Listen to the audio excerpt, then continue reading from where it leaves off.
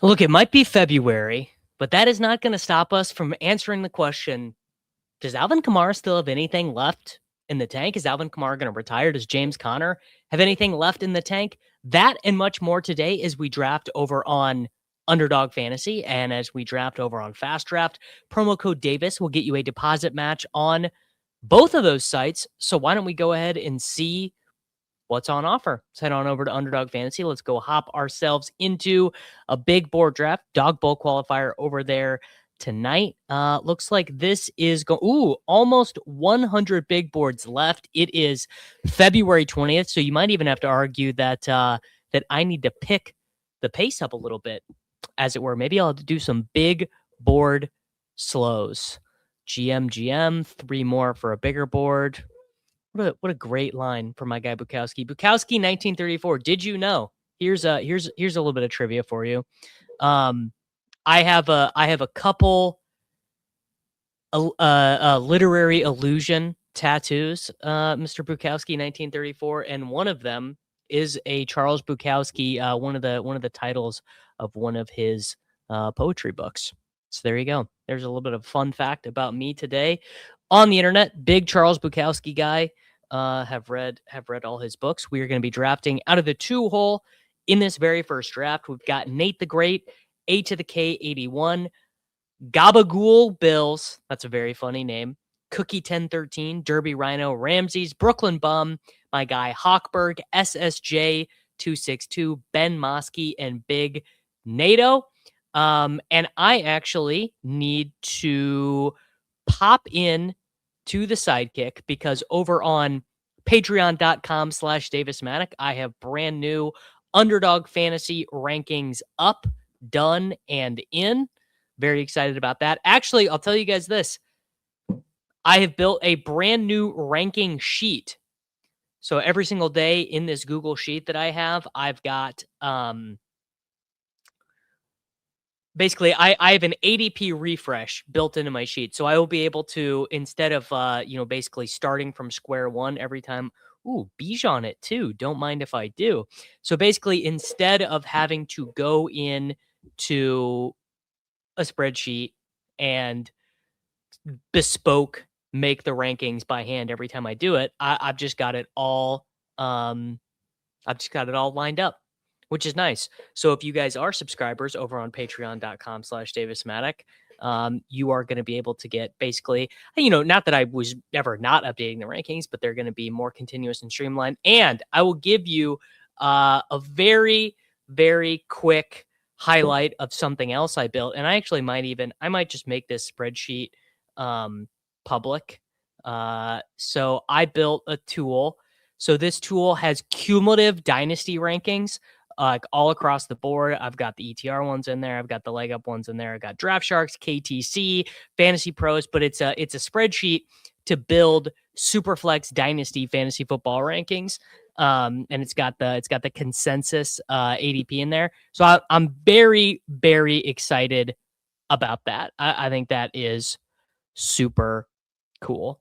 And the Dynasty Roundtable with Kyren and Jacob is we're going to be recording that at some point next week.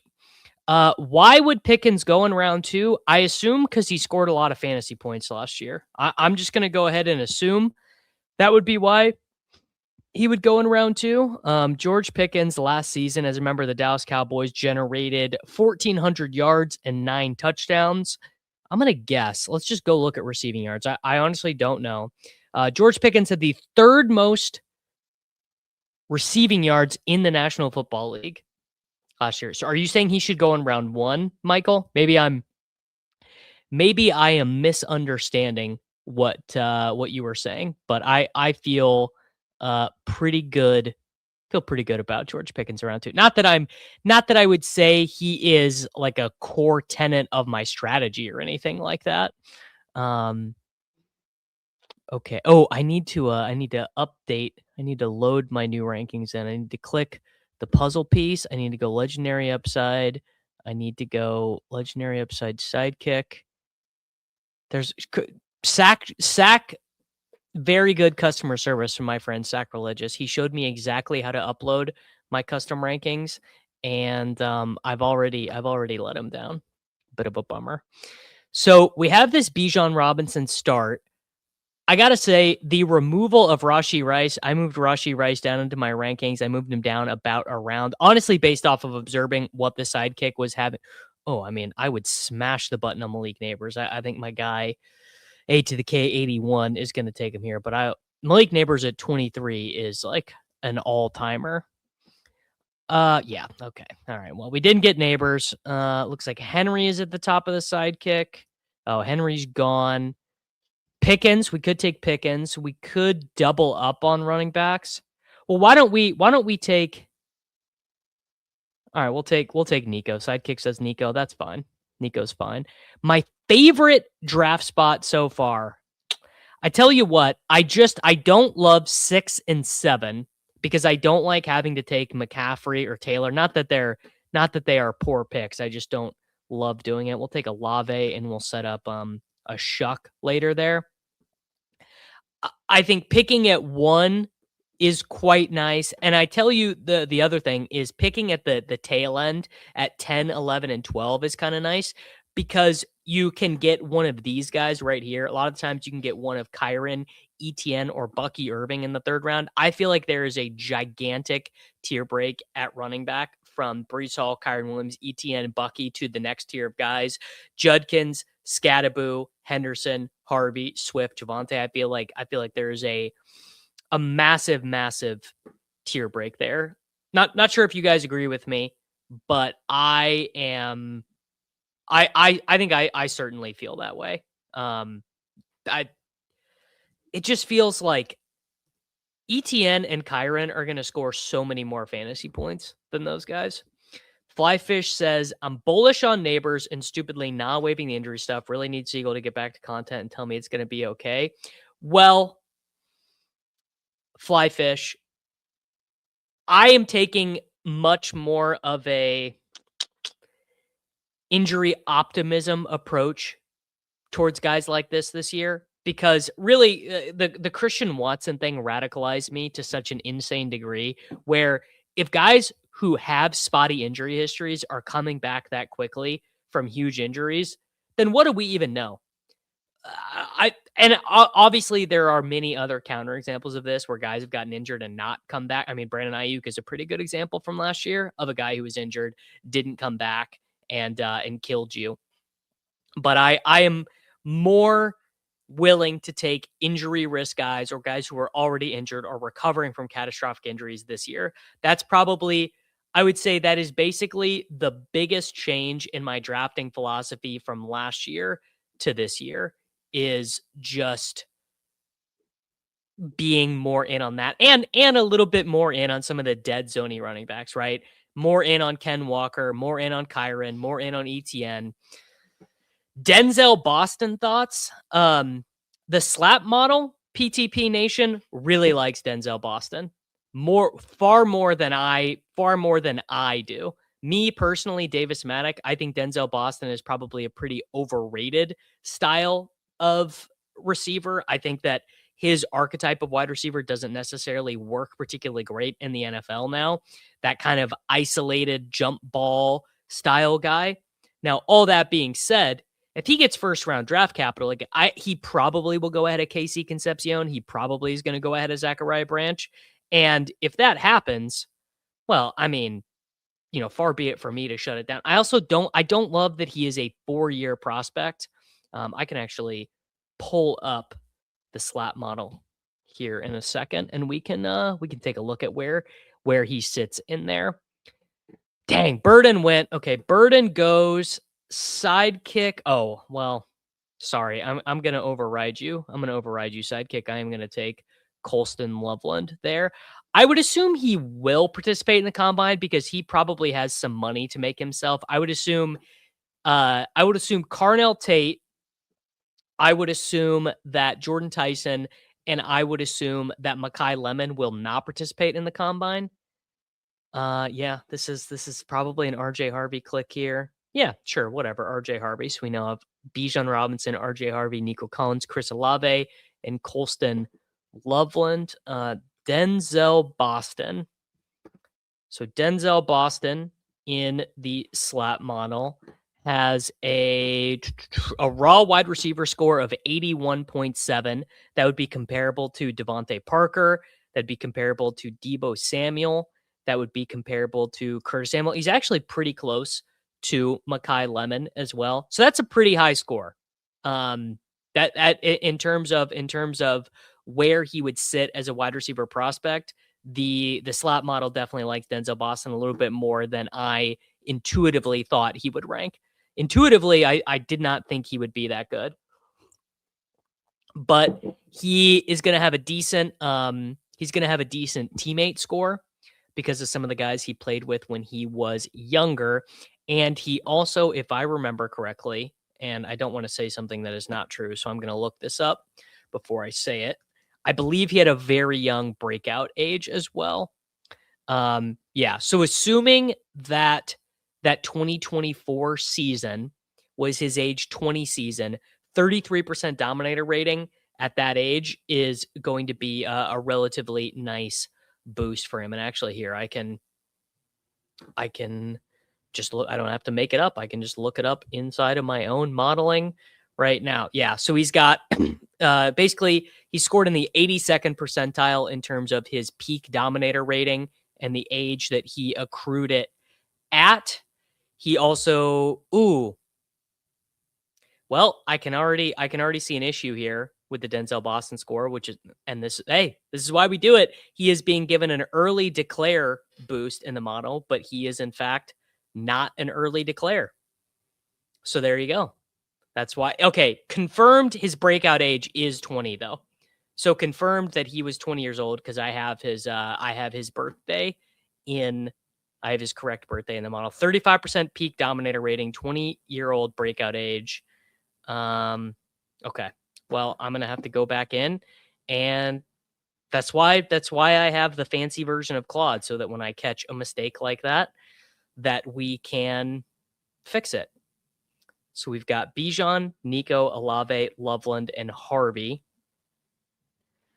Quarterbacks are dominating the sidekick right now. I mean, I probably am just going to give it what it wants, but not great. I guess I don't love taking quarterbacks this early, but also when you look at this window, it's like, what am I skipping on Caleb Williams for? I'm skipping on Caleb Williams for my third running back. All right, Burrow goes to the Chase team. The Burden team took Lamar, so I'm going to take Caleb Williams ahead of Jalen Hurts, even though the sidekick wants me to take Hurts because I like the stack, although I think I do also really like the way that Sacrilegious explained it yesterday, which is that when the ADPs are this bad, the sidekick is more comfortable exploiting bad ADPs and doesn't need to rely as much. Oh, I mean, is the sidekick just going to tell me to take Jalen Hurts here again? Byshell Tootin.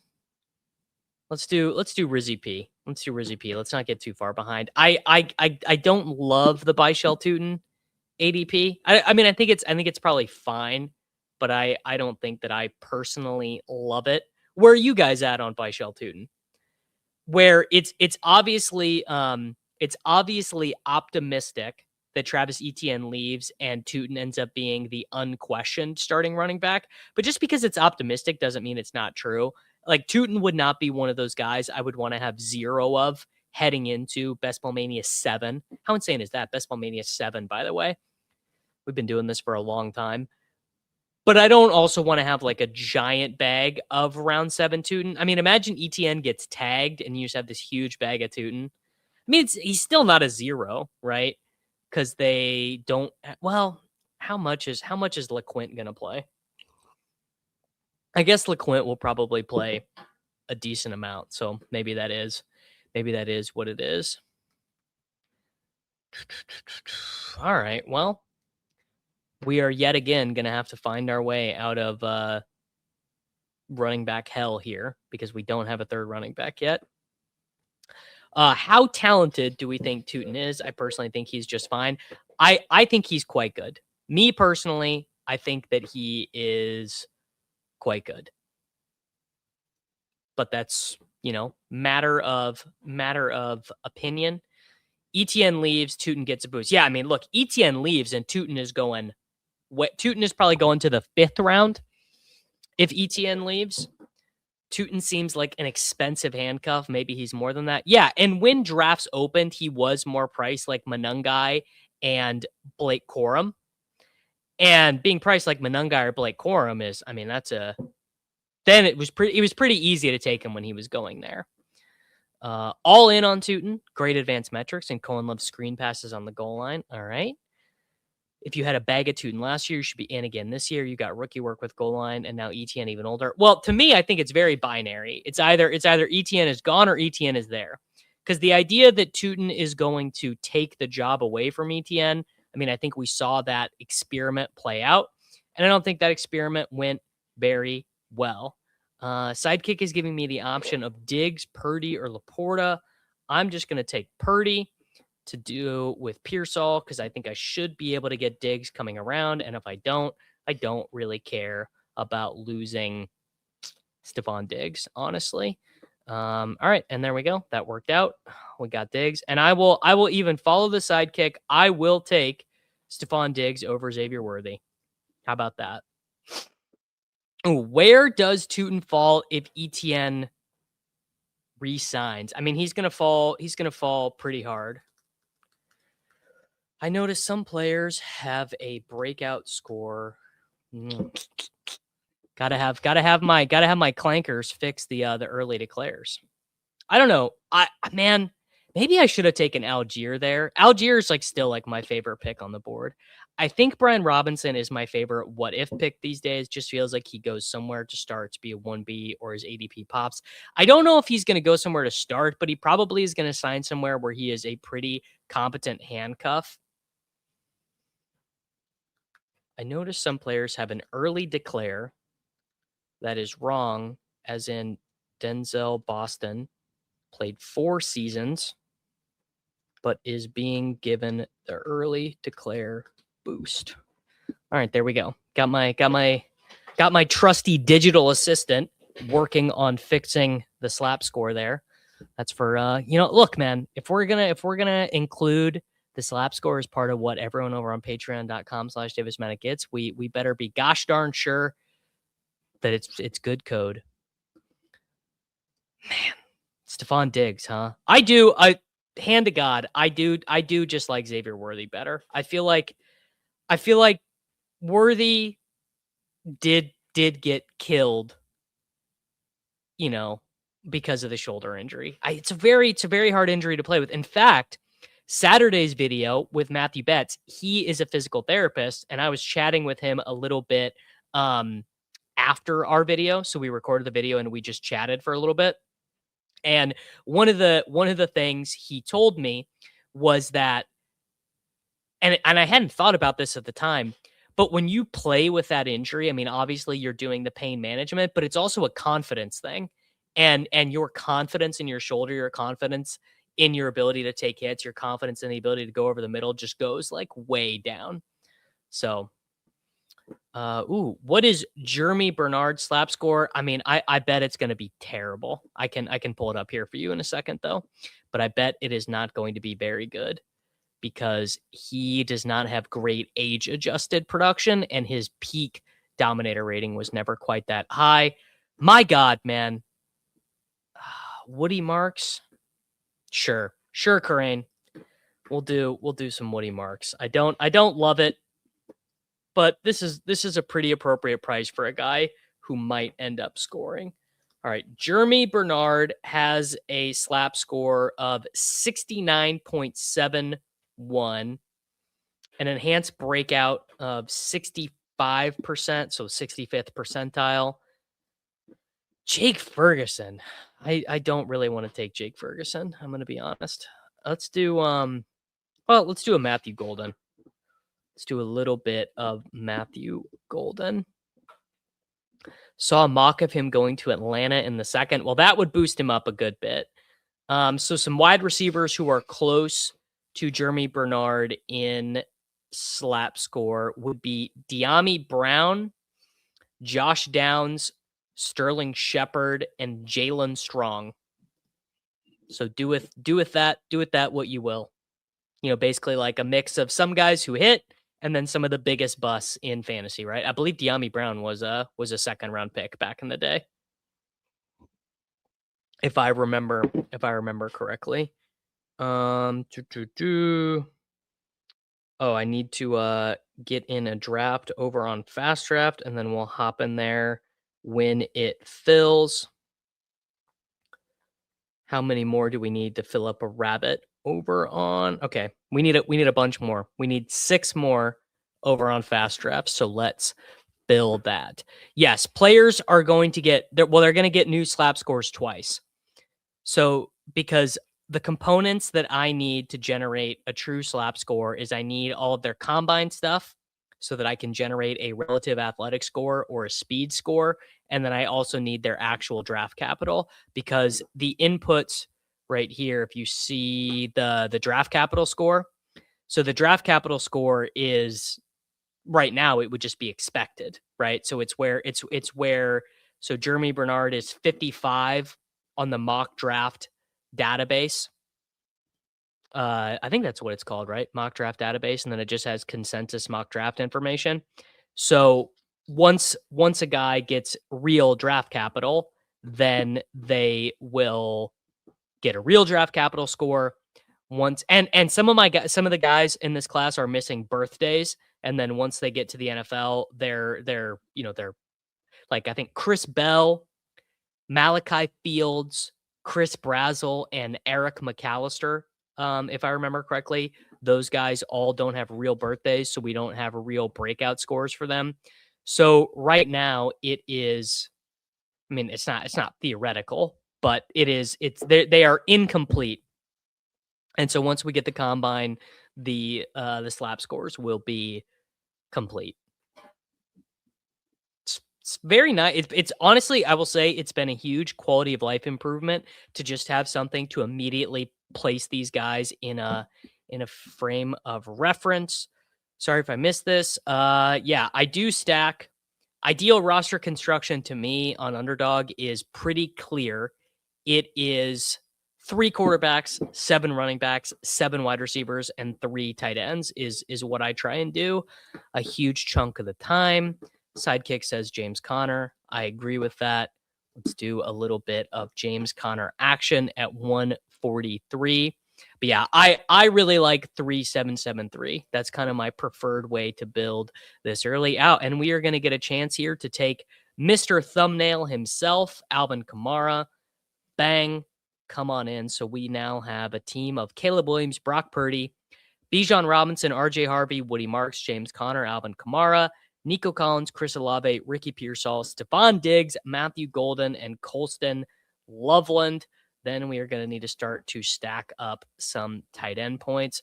Are you ever going to tight ends when you do a Bowers or McBride build? Not very often, because if you get into this range of the draft, you get to the end, I'm like, okay, well, Colby Parkinson is probably going to play more than Jack Besh or Ted Hurst or whatever. So again, it's the same adage from last year where later in the drafts, tight ends tend to have better median projections than the wide receivers. So I still think I go 3 tight ends quite a bit.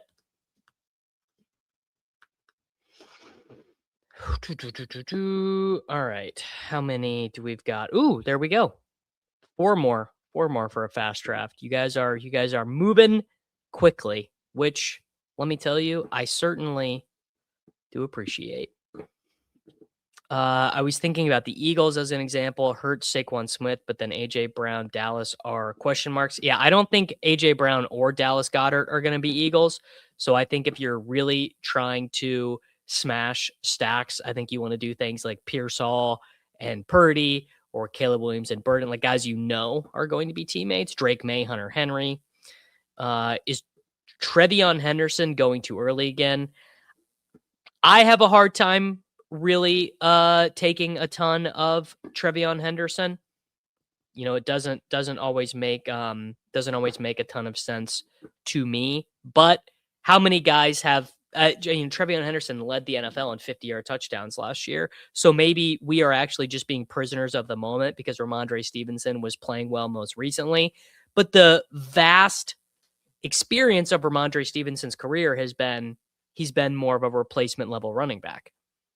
Slightly above replacement level. I mean, he's a big guy who catches passes, so there's a lot of reason to keep him on the field. And Trevion Henderson was so bad at pass protection last year after that being one of his calling cards when he was at Ohio State. Sure, Tajay Spears, why not? So I actually would expect pass protection to be one of the things that he is able to improve on year over year. And if he is able to improve on it, well, I mean, that's huge, right? Calvin Ridley, huh?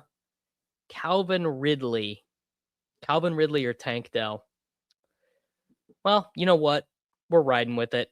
Calvin Ridley, I think, is kind of an inconvenient truth style pick. I mean, Ramondre has been replacement level on both. Like I would say Ramondre Stevenson is a perfectly cromulent NFL running back, but he's never been awesome, right? I mean, he just has been, he's good in pass protection. He kind of has soft hands, but he's not like, so for his career, he averages 3.25 yards after contact average, and he forces about 40 missed tackles per season. His breakaway rate in his career was 24%. It was 18% last year. It was 15% the year before really spiking this last week. I just he's fine. He's been in the NFL for 5 seasons. He averages 4.3 yards per carry. Like he's a totally fine running back. But there's a reason that they took Trevion Henderson in the second round. Henderson not being on the field for passing downs was a pretty big draft talk to reality miss. I mean, and it's just it. I'll tell you, it's very funny. It just goes to show you the type of things that that we do miss, because there was nothing in Trevion Henderson's profile in 2024 in college that would lead you to believe that he was a really good pass blocker. So Trevion Henderson had 54 pass blocking snaps his final season at Ohio State. He gave up 0 hits, 0 sacks, 3 hurries, 3 total pressures with a 96.9% efficiency. That was in 2024. In 2023, he gave up 1 hit in total in pass protection. In 2022, he gave up 3 hurries, no hits, no sacks. Trevion Henderson never gave up a sack in college in pass protection. Damn. Terrence Ferguson went. People are very hip to the Terrence Ferguson experience now. 2 more questions from me and I'll stop. Any surprise sleeper teams for you? As in NFL teams? Not really. I don't. Maybe the Titans. I really like this from Ron. Ramondre is if like Rachaad White was just a little bit better. And I couldn't agree with this more. That is exactly what it seems like to me. I think the biggest Henderson draft profile piece to examine post 2026 is that he was a low volume college running back. Well, he wasn't always, right?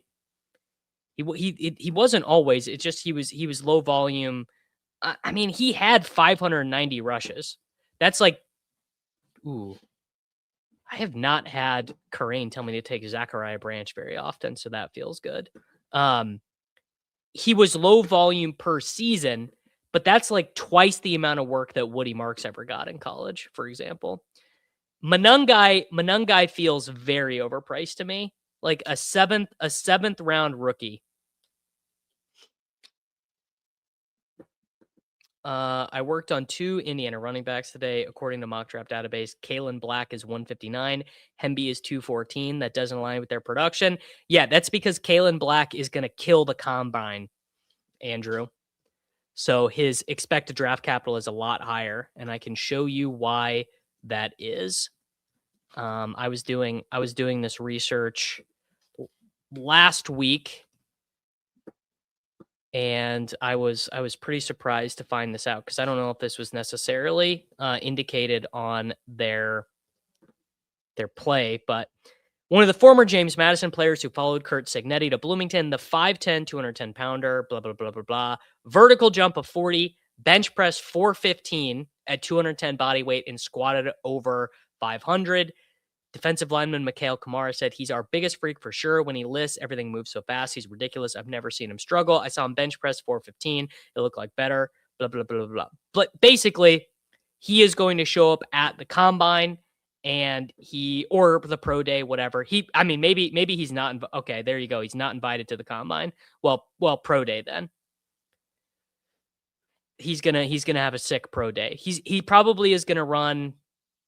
He'll probably run a 4.3 at 210 pounds, and sometimes that's all she needs. But also, it's pretty early. The mock draft data is going to get sharper the closer we get, right? And then once we get real info, then none of that stuff will matter. All right. If we could fill this rabbit on Fast Draft in the next 5 minutes, that would be beautiful. So can I get a little bit of promo code Davis love over there for the fastest best ball game on the planet? That would be nice.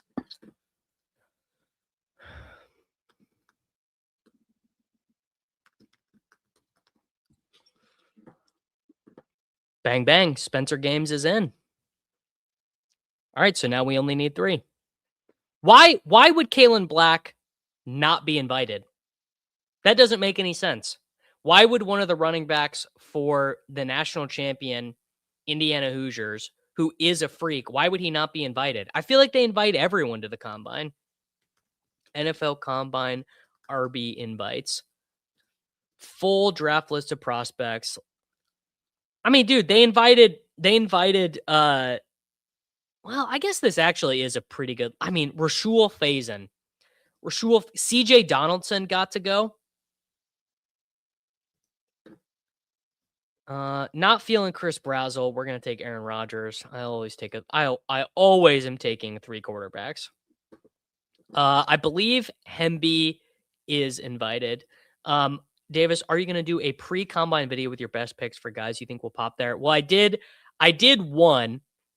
I did one of the running backs I expect, and my plan this afternoon, if I have enough time, is I'm going to be making another quick one for the wide receivers I expect to smash as well. And I hope people like it. Trying to get a little bit more in the YouTube Shorts game, the Instagram Reels game, short form vertical video. All right, 8 out of 10 for the rabbit. Beautiful. So let's go ahead and get 2 more filled. Tight end. Yeah, I'm just taking Stowers. I mean, that's my guy. Stowers, I want to have as my most drafted tight end in the pre-draft stuff.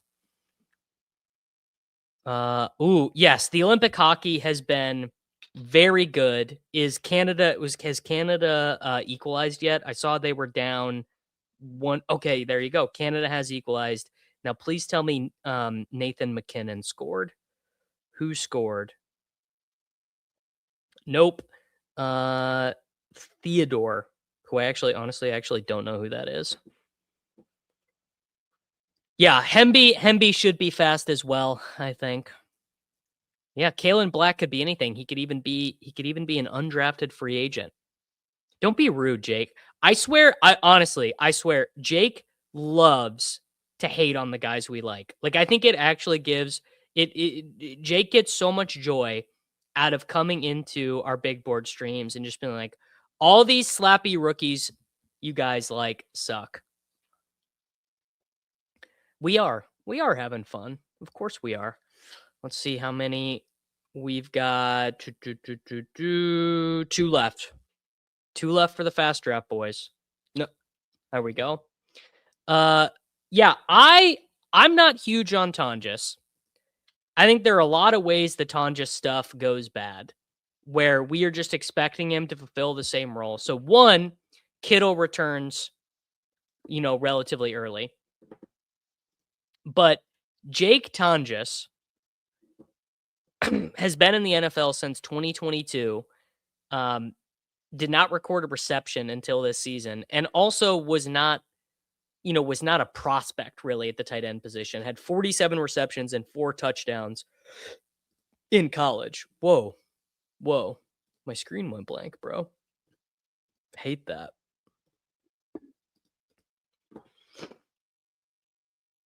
Rashee sucks. Never made. Just yeah. Yes. Yeah. Jake knows ball. Jake has been trying to point out to everyone how much of a scam Rashee Rice is forever. And hey, more power to him. He probably, on a long enough timeline, Jake is going to end up being right because the guy can't stop freaking get suspended. Ooh, all right. A sauce for Aaron. Lemon to Kansas City. Go Chiefs. Do we want Mekhi Lemon? I feel like we maybe I feel like the Chiefs could maybe be better off with one of the bigger bodied guys. What prospects do you want to talk about, Andrew? I've got grades on everyone. All the running backs, wide receivers, tight ends. I don't try and do anything with the quarterbacks. But you tell me what prospect you want to talk about. This, I will just say, this rookie class is not very good. You know, it's just every so often you get a class that has like one quarterback, one running back, and that's kind of it, you know? People forget Rocket Sanders did score a touchdown in his first ever NFL game. This has been in the water, Katron Allen running a super, super slow 40. Not loving that.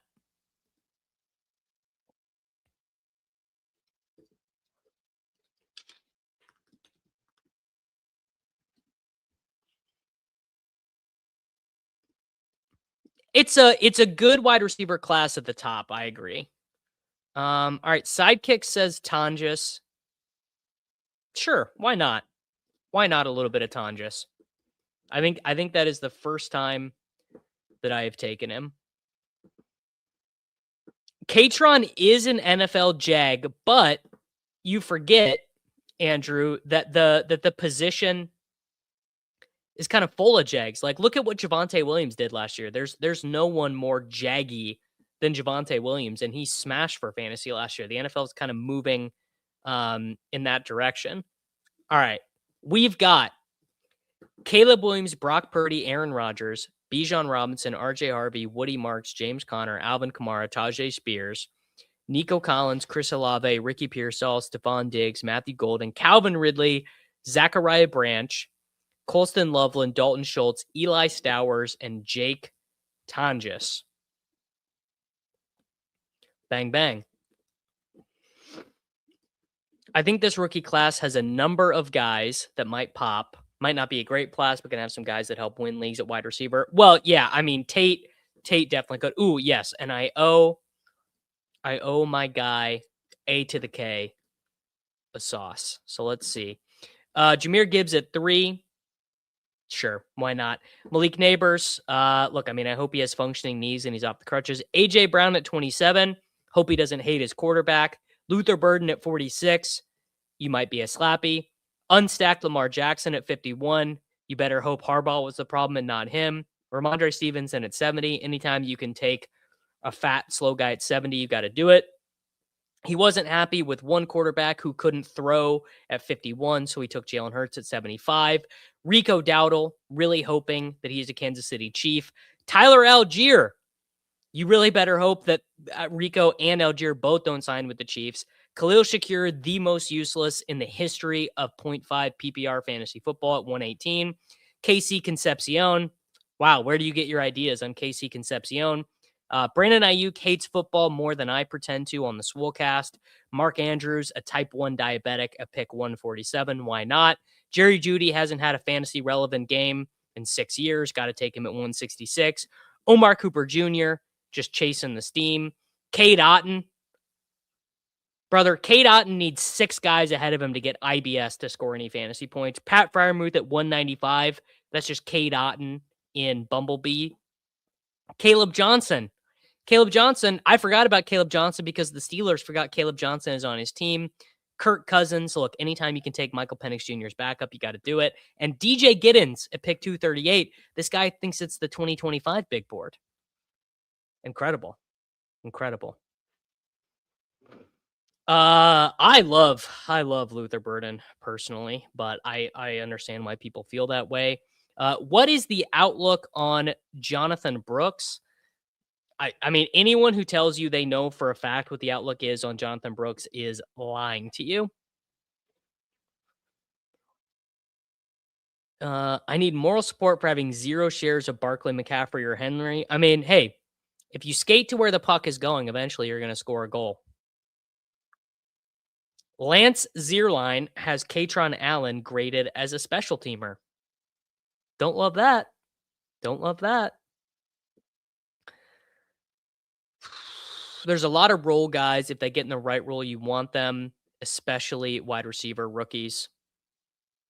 Well, yeah. I mean, that's kind of always the way it works, right? Is that wide receivers, unless they're true superstars, need to go to the right team. Like Devon Vele is a special teamer, but he went to a team that wanted to use his skill set in the Denver Broncos. Yeah, I'm definitely doing at least one more, but gonna knock out. We need one more to fill this rabbit over on Fast Draft. And then when we do it, we will probably do another big board after that. Is Tua going to start under new coaching, or is he done? He's definitely done on the Dolphins, but he could start for, I mean, maybe he's a Cardinal, maybe he's a Jet, maybe he's a Viking. I think there's lots of teams. Like Tua is probably better than JJ McCarthy, I would say. Oh, we're just living a little. Speaking of living a little, I will be streaming with Soccer Dave over on the Soulcast channel this afternoon at 3 p.m. Eastern, 2 p.m. Central. Leg Up has Katron at 151. I mean, I had Katron ranked pretty high to begin with, but these concerns on his speed. Also, I watched him play a little bit, and I mean, I thought he was a very good college running back, but sometimes being a good college running back doesn't translate. Zierlein had Manungai special teams, the plotter, volume grinder, running back is hard to eval. True. I honestly don't know. Let's look at Katron. Katron slap score. Yeah, it's pretty bad. 45.02 is his model score. Production score of 12. And then his imputed speed score, because I've got his weight and his draft capital. So the way the speed scores work for these rookies is it's done based on an average of what running backs at your weight and your draft capital have done. And he very well might have a better than 42nd percentile speed score. And then his receiving yards per team pass attempt, not going to be very good. 68 receiving yards on 339 attempts. So there you go. Not great stuff for ol' Katron. No, you didn't you did not miss anything on Alvin Kamara. It's what might be known in the streets as clickbait. My guy gamed. Is that who's number 4 from Kansas? That's not is that Henderson? EJ Henderson? You want the background music? People are kind of in or out on night driving. I will say I like it for streaming. I think the people who don't like it are the people who listen to this show as a podcast. Probably not that nice when you've got your headphones on. Ooh, who do you think will get the biggest slap score boost from the combine? Okay, there you go. It is Devin Neal. I mean, I was expecting Kaelon Black, but he didn't get invited. You know who it's gonna be, Hunter? It's gonna be Jayden Ott. So Jayden Ott I have right now is barely draftable. Yeah, Jayden Ott with a slot model score, a display score of 3.6, slot model score of his actual model score is 24. Really low production score. Obviously a really low imputed speed score, really low receiving yards per team pass attempt because he barely played. But I think he's going to be awesome at the combine. And there are a lot of reasons to think that he got unfairly maligned at the University of Oklahoma. And as a University of Oklahoma fan, I could say it would have been nice. Let's get one more in the rabbit so we can knock this out, boys. All right. FFBS6GN wants me to keep the music. I'm painting all day long by myself in empty rooms. I agree. When I watch streams, I like the background music, but I would say about 15% of people who engage with this YouTube channel listen to it as a podcast. And so it's not always good for them.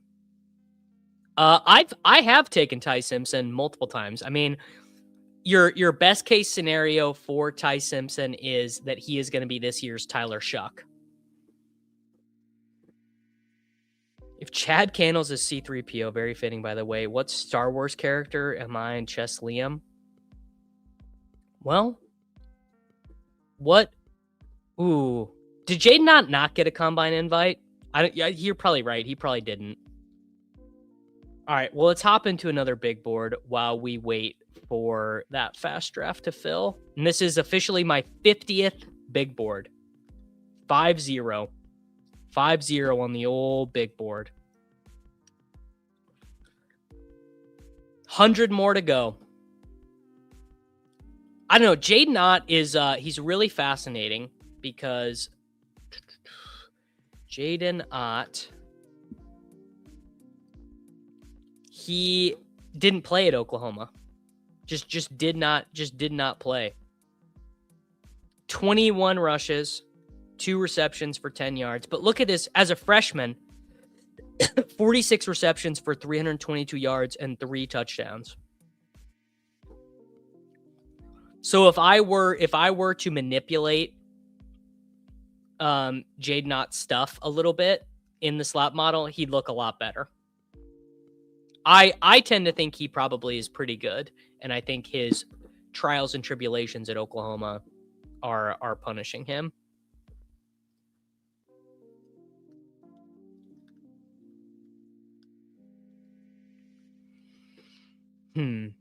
What Star Wars character am I? I don't know. Probably someone lame. I'm probably Krennic or something. Chess Liam. Well, you guys wouldn't know this because you're not Giga nerds, but he would be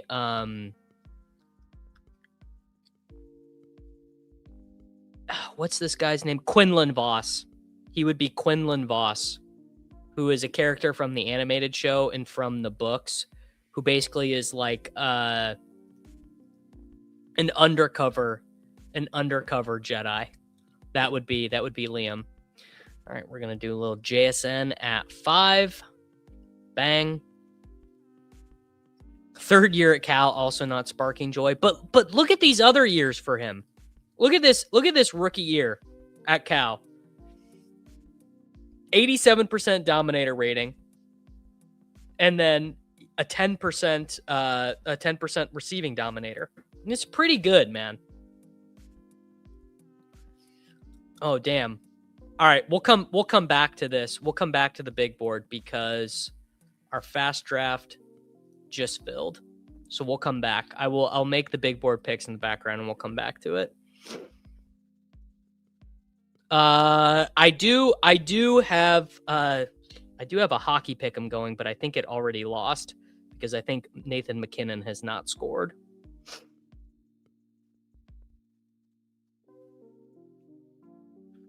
We'll cook up a pick 'em before we leave, though. Oh, I'm on the clock. Bang, Jahmyr Gibbs at 2. What is Jadarian Price's story?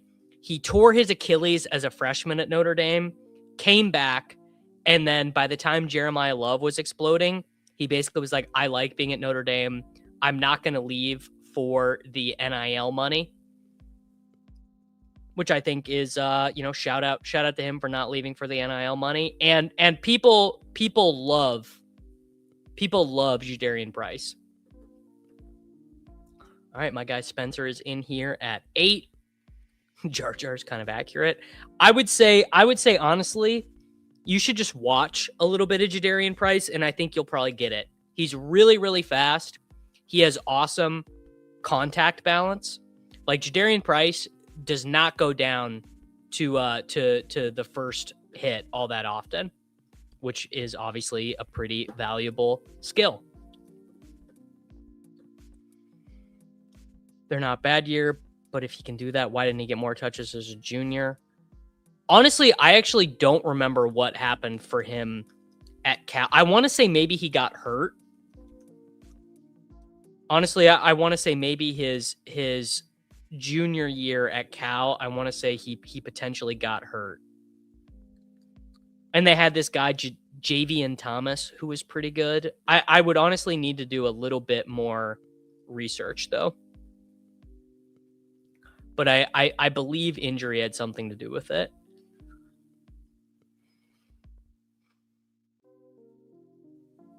I don't know. I would say Ott is one of those guys that I am being a little bit it's a little bit of a leap of faith on Jayden Ott, but I'm comfortable making it. Wow, McKinnon scored? I'm rich. There we go. I love that. Nathan McKinnon has literally in my life, I don't think anytime I have ever used Nathan McKinnon in some kind of betting anything, I literally don't think Nathan McKinnon has ever let me down.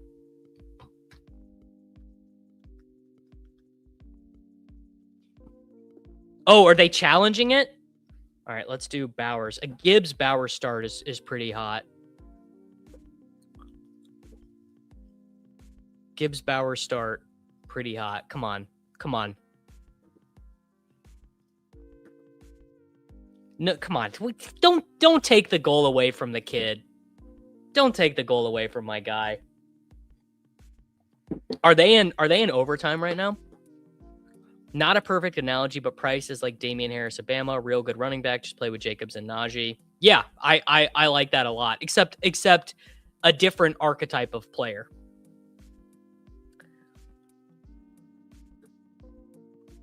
$35 seconds left in the third. The guy was born with frickin'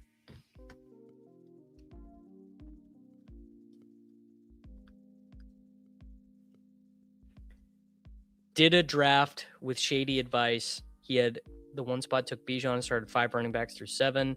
Is the value of running back in 0.5 PPR outweigh the 3 wide receiver roster that much? I mean, yeah, basically it does. Basically, the value in 0.5 PPR of the running backs is it's like actually pretty insane. Let's do Josh Jacobs. Let's do just a crazy running back start. Gibbs, Bowers, Jacobs. Bang, confirmed. Nathan McKinnon. So now I'll need Jack Eichel to score in the US men's game. Let's just keep hammering it. I'm drafting like a boomer on Fast Draft. Fast Draft is full PPR, but still.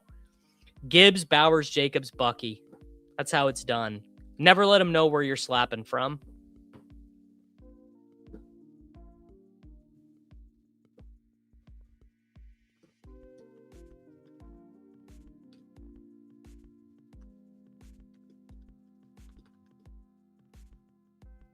What are my thoughts on the 3 Royals going in the mid round of the Dinger? Vinny is probably overpriced. Mikel is fine. Jack Caglione is my top owned guy in the Dinger right now. I think he's my single favorite pick in the Dinger. Fast Draft is full PPR.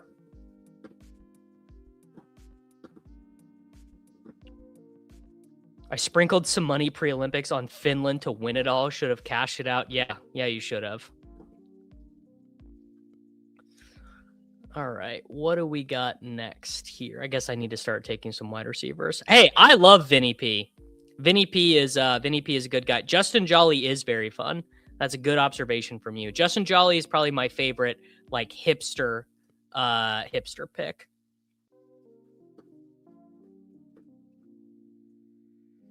Vinny hit 40 dingers for Vinny, I think is a bit optimistic. Maybe 35. Although they did bring the fences in.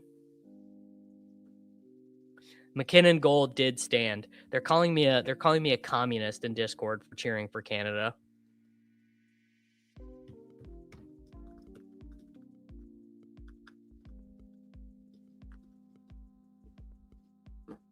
My 110th big board, and I just took my first share of Garrett Wilson. Never let him know where you're slapping from.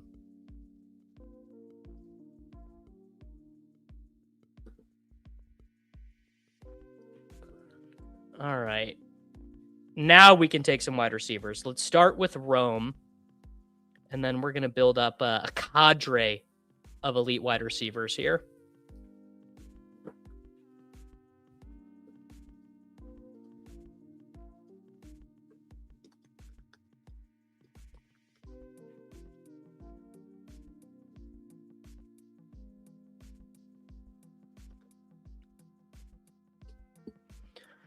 All right, and now we're gonna do Igbuka. So I'm like not even getting penalized for the start here.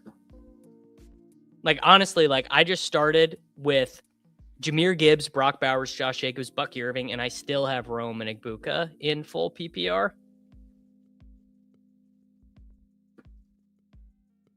You love to see it. And now I could maybe get away.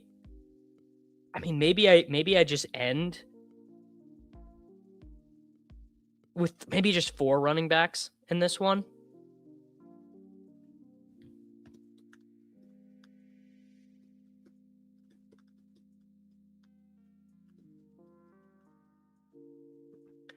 Okay. Well, and I can do Mendoza on this team. I would really like to get Caleb Williams, but every time I think I'm setting up Caleb Williams, someone else takes him from me. Which would I tell you what, I got kind of lazy with the little board, and I think I had like 13 left, and I was like, you know what? I'm just gonna do these as slow drafts. Because if you just do them as slows, you can just get them all knocked out like immediately. So you're probably in multiples with me.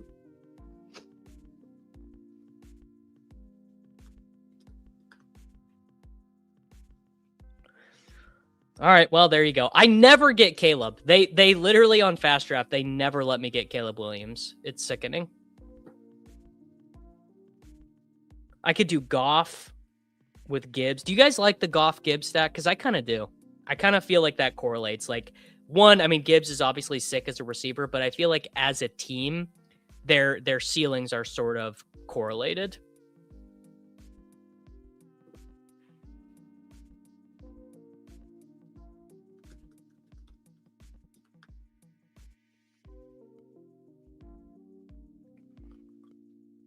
And now I'm basically out of stacks other than that. So many such cases there. I guess this is setting up to be another Mendoza Malik Willis team. Ah, damn. All right, let's do BTJ. Don't have very many BTJ teams yet. Yeah, see, it's you. It's you guys who never let me have Caleb Williams. I'm just not allowed to have nice things.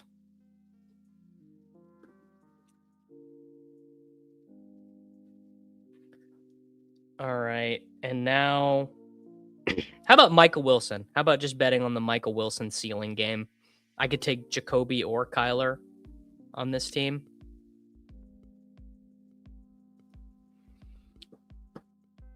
Two of the 3 remaining wide receiver slows. Ooh, okay, kind of cooking in one of them. All right, that's what I like. So this is doing the slow drafts is also part of dad life for me, because I can just wake up, I can go get my coffee, whatever. I can pull my laptop up, and then I can go knock out like 70 draft picks before my kid wakes up. And it's like, if I was going to do all of my drafts as fast, basically I would just run out of time. Because I don't have that much time to just sit and do drafts. Like I guess when I walk the dog, but a lot of times now I take my baby when I'm walking the dog. So I know people don't like slow drafts, but honestly, I really do. I think they're more convenient. People just hate that feeling of sitting and being on the clock all the time. Which, I mean, I get that too. I honestly might like Derek Carr in the last round more than the Malik Willis price. When do I expect quarterback prices to correct themselves? I think they're going to get more expensive, Ben. Honestly, I think they're more likely to get more expensive than less expensive. I do need the phone stroller holder. In fact, I need to order that this weekend. How's the wife doing back at work? I mean, it's been an adjustment, bro. The reason why I'm able to stream early today is my wife is actually working from home today. Let's do, you know what? This is actually a spot to take Byshell Tootin because I've already got my stud running backs. I've got Gibbs, Jacob, Bucky. So Tootin is a little bit of free money. But yeah, it has been a huge adjustment with my wife going back to work for sure. All right, let's do. You know what? Michael Pittman Jr. fits this build. Just a steady, consistent performer.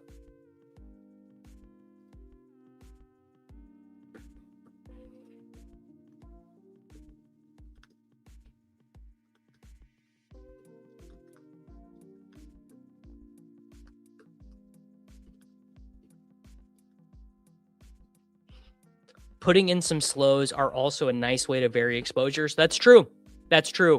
I'll give you guys a little hint. If you enter into a bunch of slows right now, you are going to be in like the 12th, 13th, 14th, 15th round during the combine. And if you are there during the combine, you're going to be able to pick up some of the free money laying on the ground. You're going to be able to get some of the Byshell Tootin and RJ Harveys from last year. Yeah, there you go. Slows are the meta, especially when you get in not right before the draft because it'll be closed, but right before the combine. Then I'll have a lot of Kyler and Carr. The 3 quarterback meta is changing the game, but I think it only works in rounds 9 through 13. Well, you know, the 3 quarterback meta existed in a different price environment. I would say the 3 quarterback meta is certainly a little bit different in this day and age, like in this time frame, because we have so many what am I trying to say? We have so many quarterback situations that are unresolved.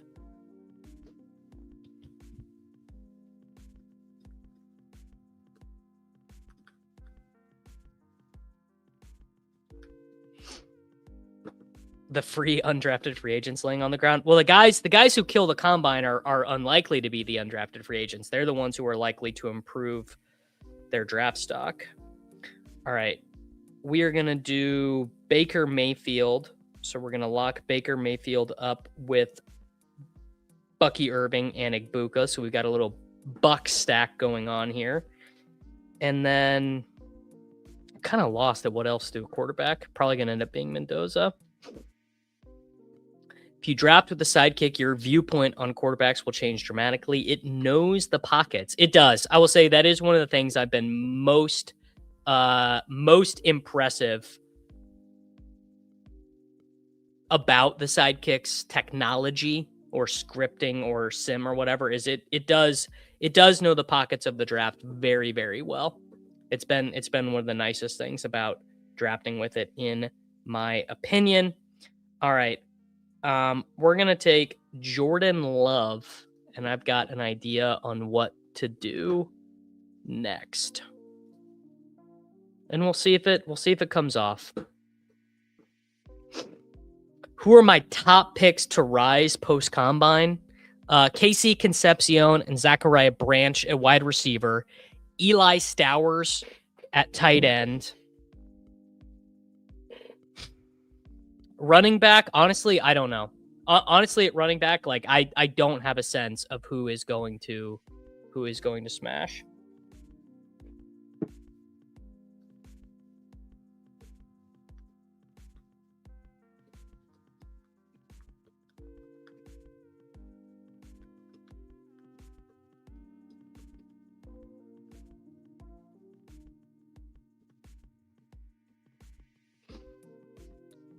I looked back to 2022, and overwhelmingly, the combine winners are Fool's Gold. Christian Watson had a couple stretch game before the bye as a rookie, but that's kind of it.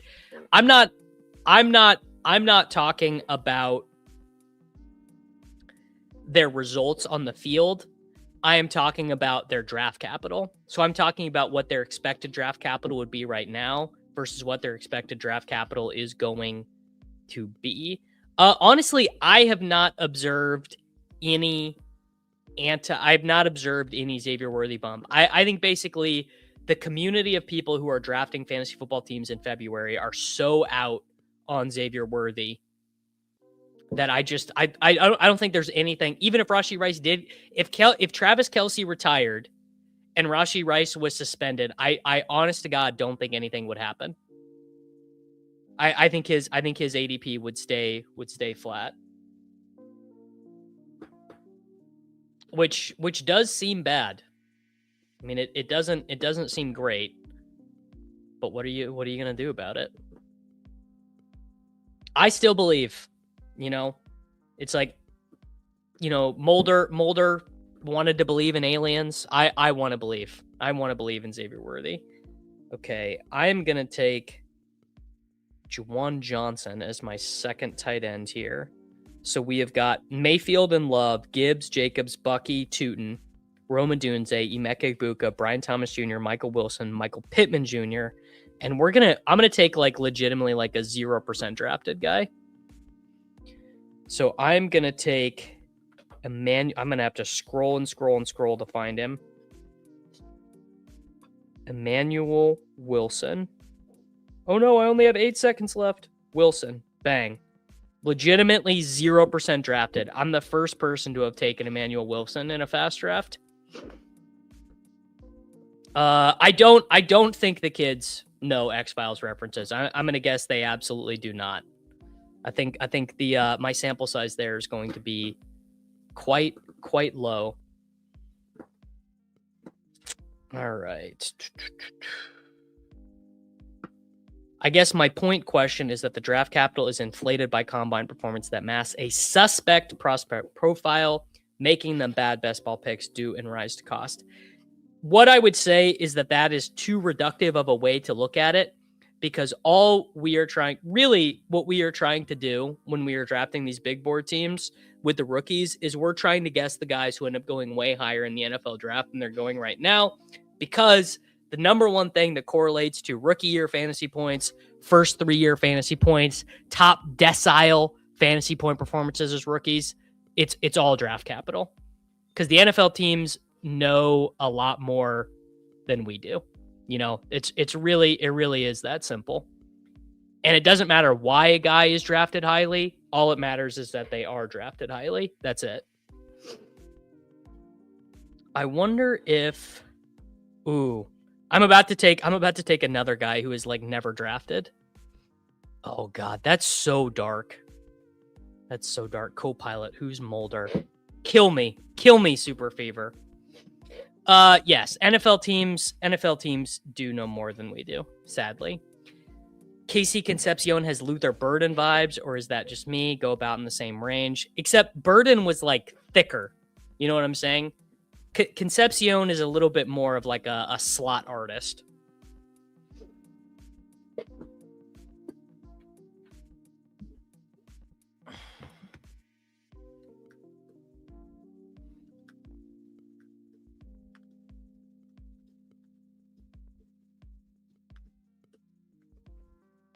All right. Are you guys ready to watch Matthew Golden? Bang.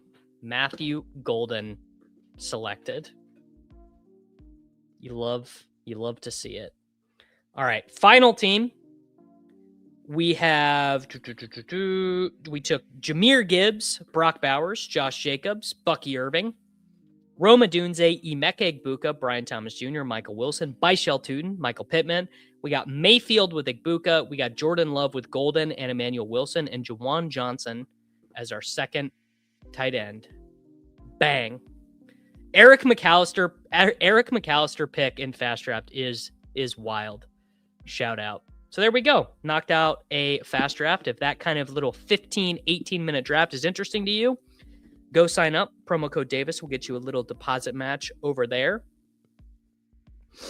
And go and check it out. I've enjoyed drafting those. I will be maxing every iteration of their rabbit tournament as we attempt to draft all these teams. This is what I've got cooking in the big board. I kind of got lost at quarterback. Tyler Shuck, Fernando Mendoza, Josh Jacobs, Jalen Warren, Byshell Tootin, Woody Marks, JSN, Luther Burden, Terry McLaurin, Xavier Worthy, Bowers with Mendoza. And I did a weird thing. I took Aronde Gadsden early because I just kind of want more Aronde Gadsden bags. Trey Benson at the top of the sidekick. I will oblige there. Although maybe I should have taken Kamara for the stack. Concepcion comp is Zay Flowers. I don't hate that. Speaking of slows, I'm up in the war room. Okay. Ooh, J.K. Dobbins, Dallas Cowboy win.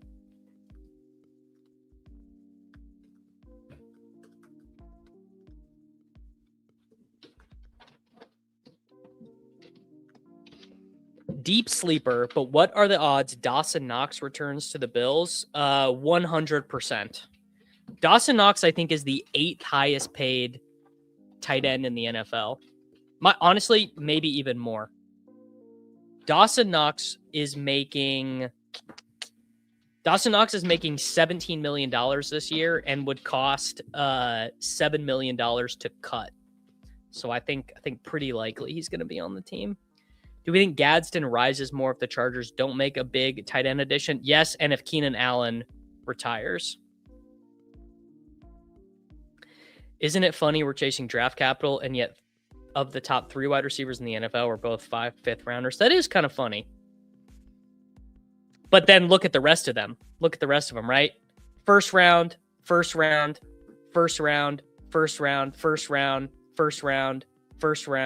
No, Nico Collins wasn't. Pickens was later. Olave was first round. Tet was first round.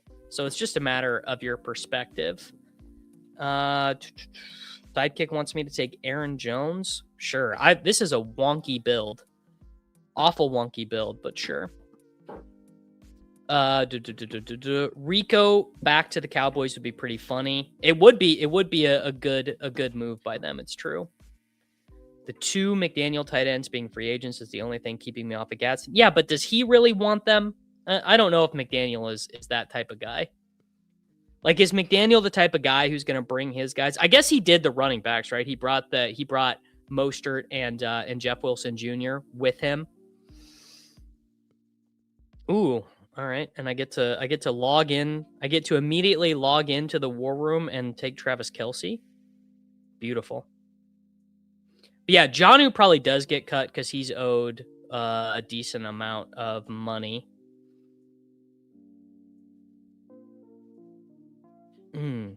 How many shots on goal did Mikko Rantanen have in that game? I'm hoping that it was 3 or more. Do they have that stat in the box score? Let's go find out.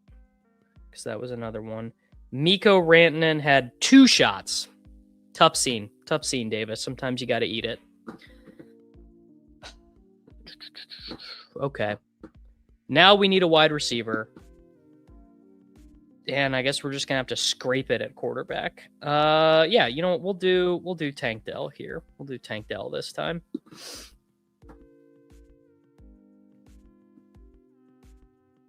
Are you going to limit slow drafts, or are you just going to suffer? I'm definitely not going to limit slow drafts. No, I'm not going to be limiting anything. I'm not limiting slow drafts. I'm not limiting fast drafts. I'm not limiting drafts in general. I am just drafting. No one is drafting more than me. Jonnu cannibalizing Gadsden is going to give me an identity crisis. I agree. And yeah, I would say, frankly, probably the biggest selling point to me with the sidekick is how easy it is to knock out multiple drafts at a time.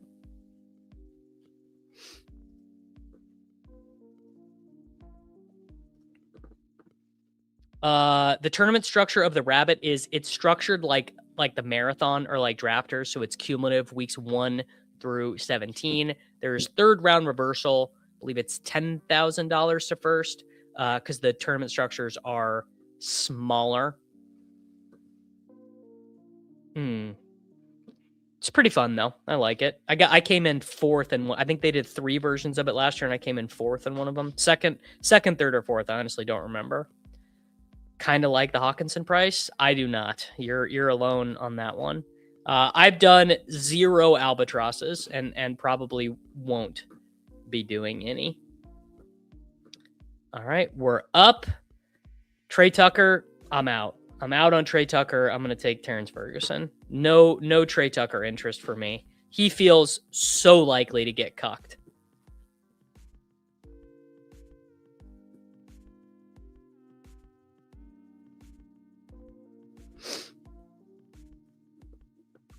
There are no draft. Yeah, exactly. There are no draft governors when you're trying to get to 3,000 drafts. I think you might have answered this, but what are your favorite free agent running backs? I mean, it's got to be Algier and Dowdle for me. Algier and Dowdle.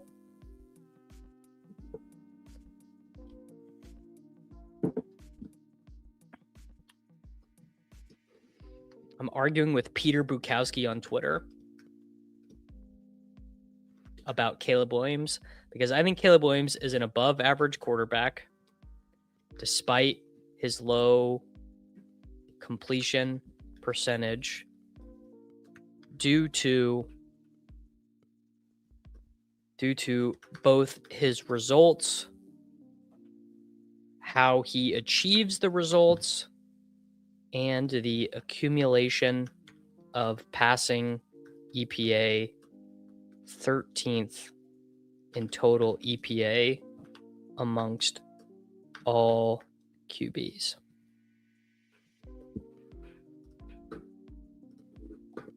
Still wants me to take Trey Tucker. Sure. You know what, sidekick? Whatever. Wide receiver 76, Trey Tucker. Whatever. I'll give it to you. For the 3,000 drafts, do you have a structure you want to be in terms of entry fee? I mean, if you're trying to do that many drafts, you just can't be that picky. Why no Tucker? He was the wide receiver 1 for them last year and put up 40-point weeks of Geno. I mean, mostly just because he doesn't earn any targets. I think Joe Mixon is going to be this year's J.K. Dobbins. He could be. Let's see. I wonder where Trey Tucker at the end of the year landed in terms of targets per route run. I'm going to guess he was outside. If I make it to guys who ran 300 routes or more, I'm going to guess amongst wide receivers in terms of targets per route run. Is he in the top 50? He was not in the top 50. Was he in the top 100? Trey Tucker, 62nd in targets per route run, the same as Sterling Shepard, Darnell Mooney, and Xavier Hutchinson. To me, that is just not the type of guy I want to over-index on. He's also just the type of guy who's just going to get replaced. What was the money line on Miko Rantanen get a mention on stream? Well, something you got to know about me, Mike, is I'm a Colorado Avalanche fan. So Miko was one of our best players, and I was very excited to watch him play before. Yeah, and that was the issue with JMO, Benny. The issue is that I made a bet that Jameson Williams was going to earn more volume, and he didn't.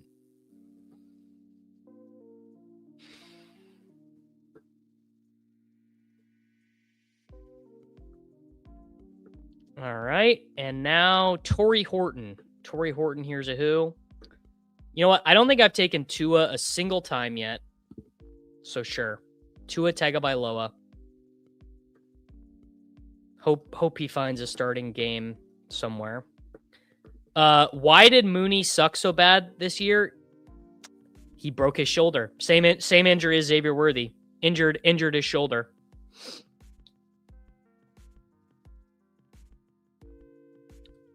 Tucker's target earning stats don't look great, but every time I watch the Raiders, it felt like he would have 1 reception, 4 yards on 6 targets.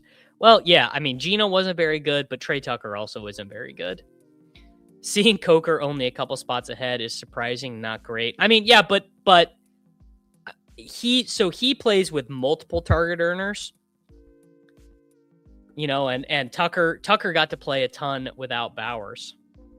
Well, I only did it because I wanted a third quarterback, and I saw him in the sidekick as the top quarterback. Permission to not take Cooper Kupp. Permission to take whatever. All right, fine, whatever. Cooper Kupp, why not? Cooper Kupperino. Terrible stuff.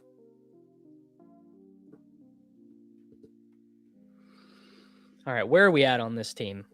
We have got Tyler Shuck, Fernando Mendoza, Tua Tagovailoa, Josh Jacobs, Jalen Warren, Byshal Tootin, Woody Marks, Trey Benson, Aaron Jones, JSN, Luther Burden, Terry McLaurin, Xavier Worthy, Tank Dell, Trey Tucker, Cooper Kupp. That is a pretty dusty group of wide receivers with Brock Bowers, Aronde Gadsden, and Terrence Ferguson. I'm going to be taking a running back with this final pick.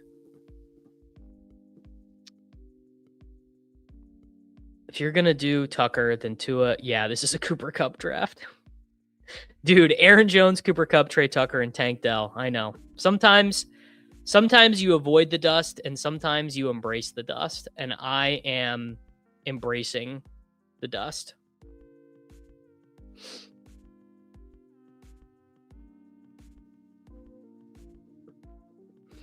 Sometimes that's okay, Jake.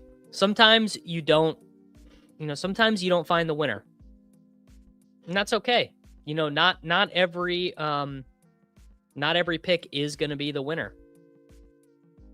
And that's all right, brother. My job is to put the fries in the bag, not make sure that the fries taste good. You know what I'm saying? I've got my app set up to auto delete if I ever draft Brissett, Shedeur, and Ty Simpson with 3 consecutive picks. Yeah. Shedeur, I just am like, dude, it feels like he is so obviously getting replaced. I mean, maybe I'm crazy, but it feels like he is so obviously getting replaced. Like, come on, we can't possibly, like, Shedeur was so bad. He can't be starting games for the Browns. If this team makes the finals, it's proof that fantasy is the dumbest thing ever. It's always the teams you least expect. It's true. I got autoed Shedeur in a draft, and it felt like I got shot. Yeah, many men on drafting Shedeur. I'm not like the biggest Shedeur hater of all time, but like he was just bad. He definitely should get replaced, and it's literally just Watson's cap number that has a mini percentage life. I mean, you're hitting the nail on the head. You need a third quarterback, Shedeur, Deshaun Watson. Neither. Definitely neither. Carr, Fields, Geno. I mean, Geno is like going to be starting for the Minnesota Vikings probably. All right, well, frickin' Claiborne went, which sucks. Oh, I just realized, you know what? This team's already dead. Let me just take a Jayden Ott. I just realized my upload file has every player ranked. Because I pulled, so for the sheet that I did to build rankings, it literally pulled every player. So that I would have every single player's ID. So I literally have Tyrion Davis-Price ranked at 900. I have Keelan Robinson. I have Malcolm Brown. Look how deep this gets. I have Trent Penix and Bryant Kobach and Ben Mason ranked. That's just very funny. All right, final team. Tyler Shuck, Fernando Mendoza, Tua Tagovailoa, Jacobs, Jalen Warren, Byshal Tootin, Woody Marks, Trey Benson, Aaron Jones, Jayden Ott, Jackson Smith and Jigba, Luther Burden, Terry McLaurin, Xavier Worthy, Tank Dell, Trey Tucker, Cooper Kupp, Brock Bowers, Aronde Gadsden, and Terrence Ferguson. Hardest working drafter also gives us ranks to 900. Yeah, many such cases there. But UFA Pacheco unranked. The team I had labeled unstacked mystery bag took third place in the puppy and changed my life. So ugly duckings are sometimes the best performance. Yeah, sometimes the tight end room slaps. All right. Well, let's go wash the taste out of our mouth and let's go do one more big board. I would also like to mention at this point in the stream, if any of you guys watching are not subscribed to the Davis Maddock YouTube channel, I would appreciate it. I'm trying to get to 1,500 subscribers by the start of the season. It is February 20th, so we have a long time to do it. But 15,000 subscribers would give me some joy. So I am hoping to do it. Yeah, if any of you guys are watching and want to help out, that would be nice. Where is Justin Rose? Justin Rose is T58.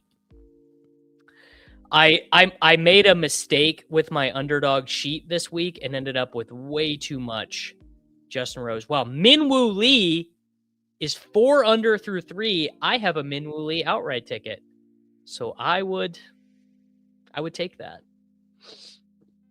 Yeah, Minwoo. So I've got a couple Minwoo tickets. Let me see if I can find the best one. So I've got a bunch of Minwoo T10s. I think I just have a straight Minwoo. Yeah, I do. I do have a couple. All right.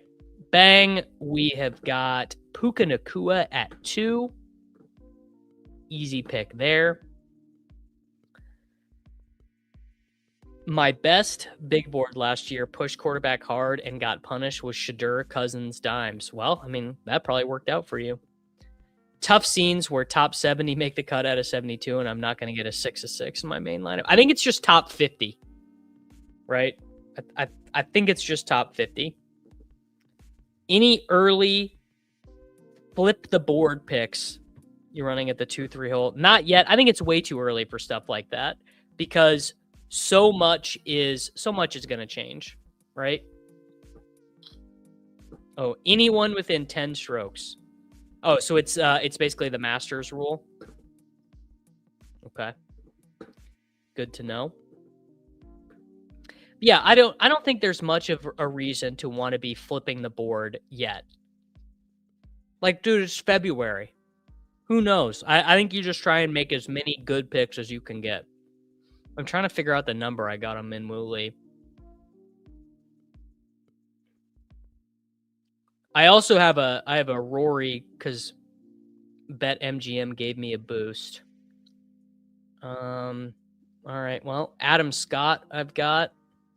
That's no good. Please tell me I've got a good Minwoo Lee number here. Please tell me I didn't make this up. Here we go. I've got oh, not great. I've got $10 on 50-1 on Minwoo Lee. So I would take it, but whatever.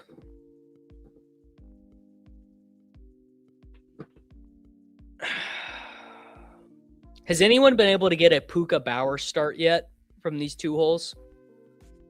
I wish Bowers could get to the 2-3 turn. That is my wish. It's probably not going to happen, but it would be nice.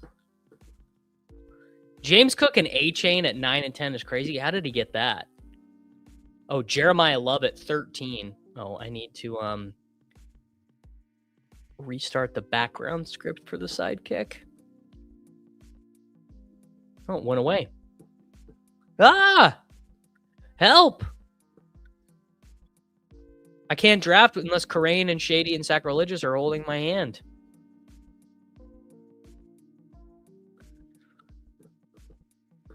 Yeah, Bowers was there when it opened. It didn't last very long.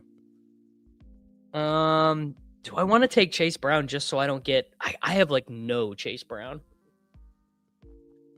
And I don't think Chase Brown is a very good pick. Okay, well... what, I took Olave last time. Let's take Pickens this time. Oh, there you go. Popped up. Okay, we're good to go. How many wins for the Chiefs this year? I tell you what, betting against Patrick Mahomes does not sound that fun to me, but you can go with God on that one. Oh, Gibbs Bowers is just that's a start where you're like, man, if I hit on a couple late wide receivers, I am sending it. I got a Bijan Pickens team start from one. Well, that's pretty common, right? That one would be available relatively often. I need the sidekick to tell me positionally what I need to be doing. I think it's fine to have player take disagreements with the sidekick all the time, but it positionally, I think it helps quite a bit.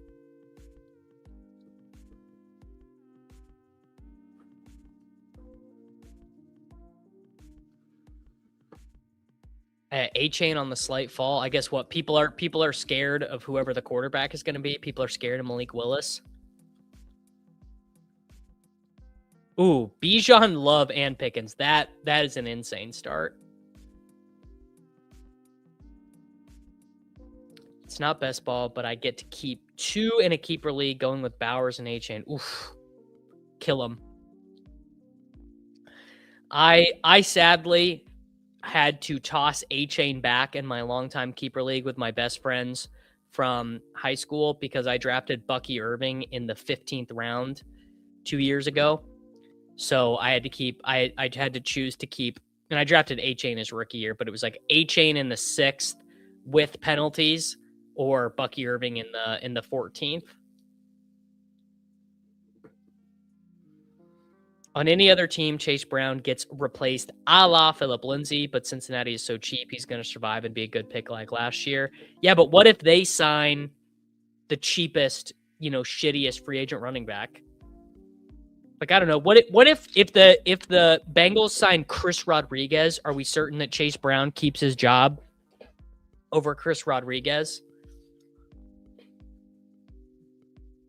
Yeah, Neighbors has been falling, but that feels intuitively more correct to me because at least there is an injury related reason for him to be falling, right? So the injury related stuff, yeah. All right, Scattaboo, sure. I mean, I don't love taking Scattaboo, but don't want to have Stone Zero either.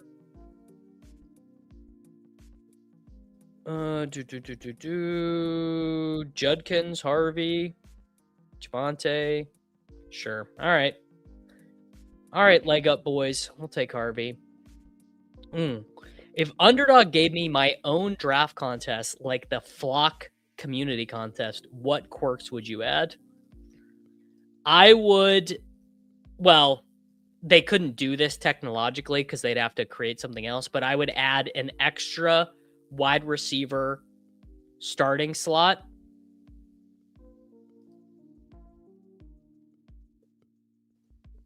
Or I would do, what would I do? I don't know. I'd really have to think about it. If Mac Jones goes to the Vikings, is he a 10th round keeper in a 2 quarterback league? Yeah. Yeah, I would say so.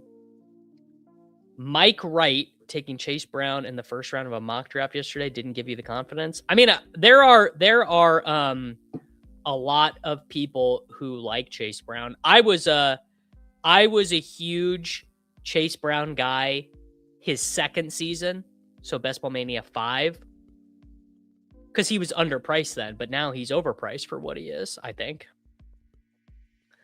I'm the market maker for Rice games played this season.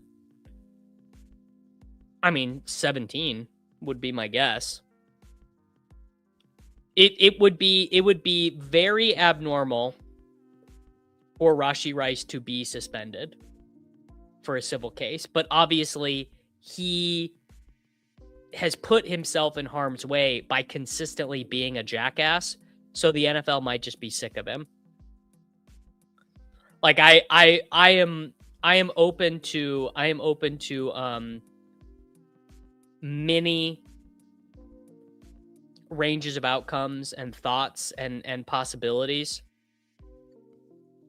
with Rashee Rice.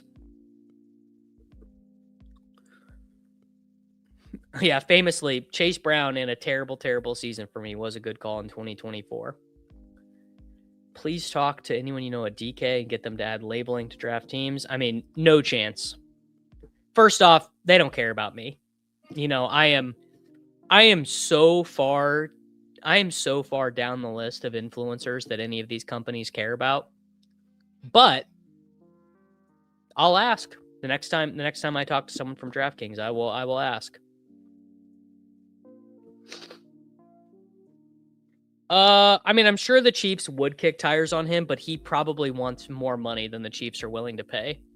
The Chiefs probably do not want to pay much money to any veteran wide receiver. That's kind of always been their thing. That's why they bring in, we'll take Mike. Speaking of Mike Evans, let's take him right here. The Chiefs would want to bring in a Juju Smith-Schuster, a DeAndre Hopkins, a Sammy Watkins. That's what they do. The Chiefs don't like to spend money there. Damn, Hurts goes. Jaylen Warren. We could do Dak with Pickens. All right, we'll take Jaylen Warren. I mean, this is after ADP, a little bit of a value there. So we got Walker, Scadaboo, Harvey, Warren, Puka, Pickens, Evans.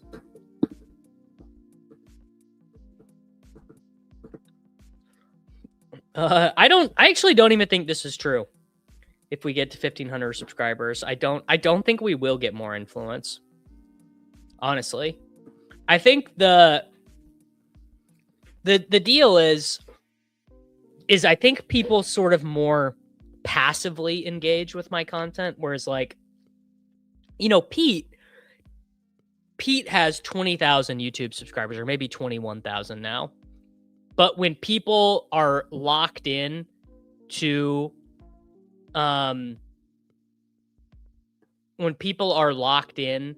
Pete's stream, they're like really locked in. So like I assume Pete's sponsors love Peter, you know.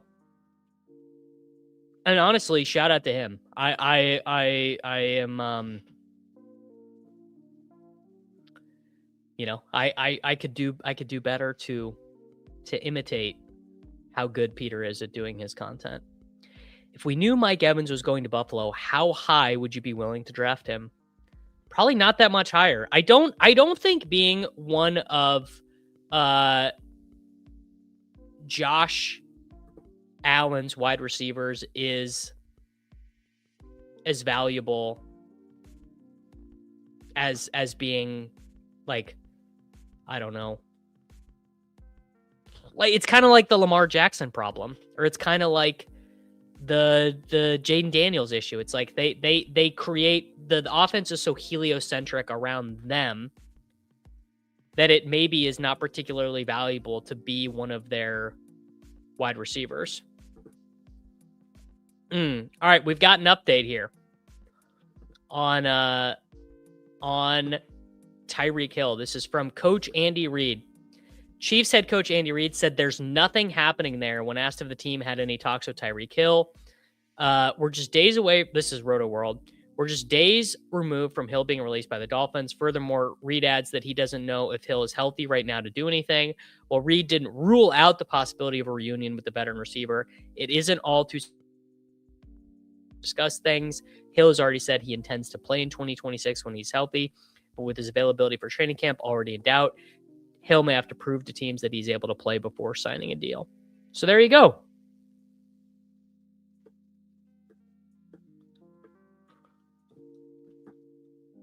Chiefs gonna draft Love? I really hope not. It would be as the kids say, a stone disaster. But they still might do it. They would just be from a trying to win a championship, maximizing what you've got with your roster perspective. God, it would be such a freaking own goal. All right, I'm taking Stafford instead of Diggs here because I'm just going to be too tilted if I miss him, and I'll let this guy behind me get Diggs if he wants him. Yes, according to Tyreek himself, he still has to have another surgery. All right, there you go. And we can still get Diggs if we want him. Sure. How can you pass on Love if you're the Chiefs? Because you need an offensive lineman, you need a safety, you need a corner, you need a defensive lineman. Honestly, I think you could make an argument that you need a wide receiver. You need, like, your wide receivers are a guy who weighs 125 pounds, a guy who can't stop committing crimes, maybe Tyreek Hill coming off a catastrophic lower body injury. Tyquan, Juju, and Hollywood are all unrestricted free agents. So you're down to like Jalen Royals and Jason Brownlee. So I think you could make a pretty convincing argument that you need a wide receiver more than you need a running back. Any higher profile rookies you can't convince yourself at all, or is it landing spot and draft capital dependent at this point? I mean, the guy I'm having a hard time with right now is Kenyon Sadiq. But Kenyon Sadiq is probably going to be a first round pick, so I'm probably going to be wrong. Love to the Chiefs would be cool if the Chiefs weren't impoverished at every other more valuable position. Yeah, don't get me wrong. If the Chiefs were picking 9th, but they had a great defensive line, a great offensive line, wide receivers you could count on, like all that stuff, then sure, take Jeremiah Love and supercharge the offense. But, like, do you guys know how old the Chiefs defense is? Like, dude, these guys are old and they're bad. George Karlaftis makes like $1 million and actually might have not gotten a sack last year. I need to double check myself. George Karlaftis is paid $1 bazillion and got 6 sacks last year. Amenahue was 28. He got 3.5 sacks. Chris Jones got 7 sacks. He's entering into his age 31 season. Let's look at some of their tackle leaders. Nick Bolton. So Nick Bolton and Chamari Connor are pretty good. Drew Tranquil is now 31. Like, they just, I don't know. They just suck on defense, basically.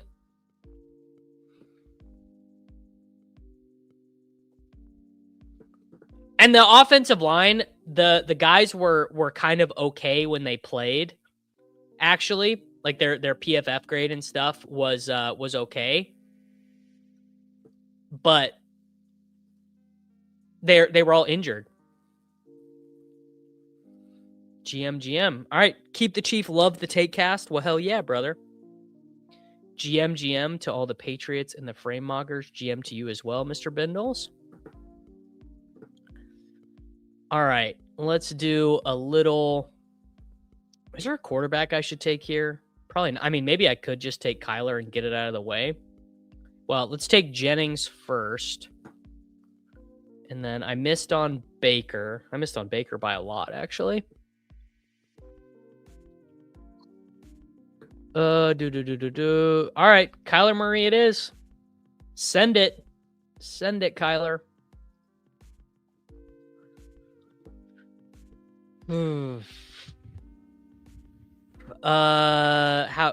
How do you pass on Love? Well, like I said, they don't need a running back. Well, and they need a running back, but they need a lot of other things that are more important.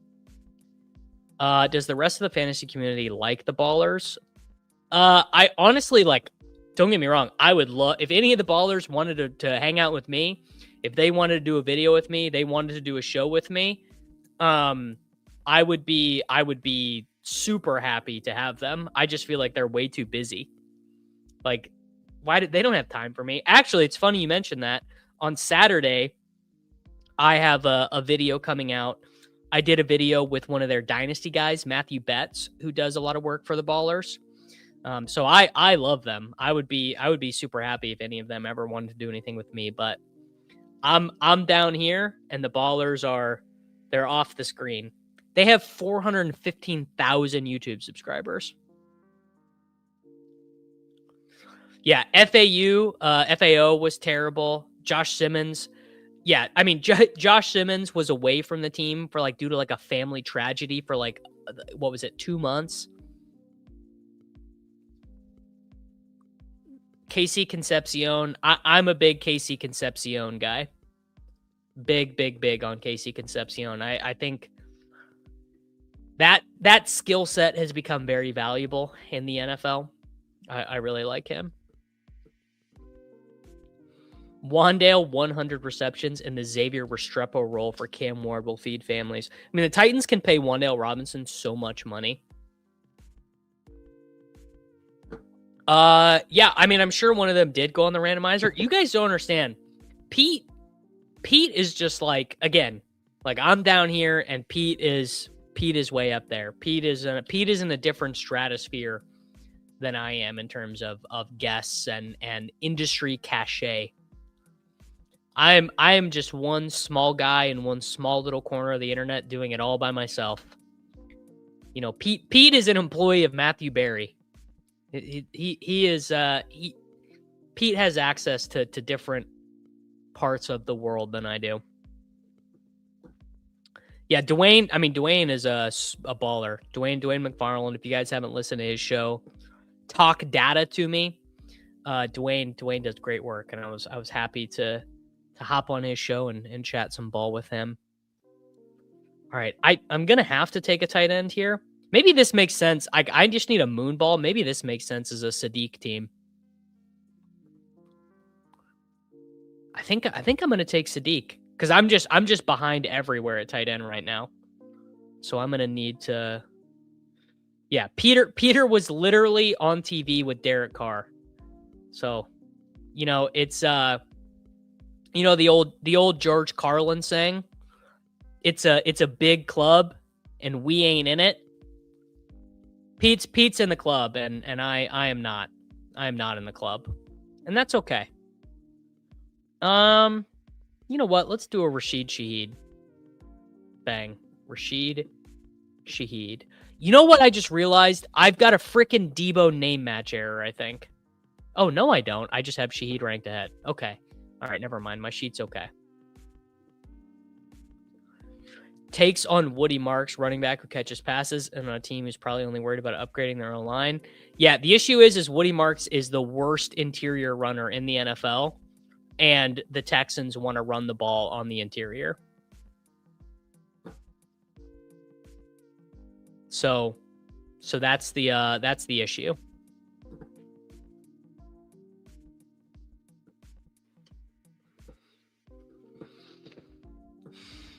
Yes, the ballers do come out of the bubble. Hey, I'll ask. I will. I'll put that on my to-do list of guests to get. This is my all-time favorite. Think of how dumb the average person is, and then realize that half people are dumb or even dumber than that. Who is my favorite click so far in these drafts outside of the first round? Burden I really like. Algier I really like. Juwan Jennings I really like.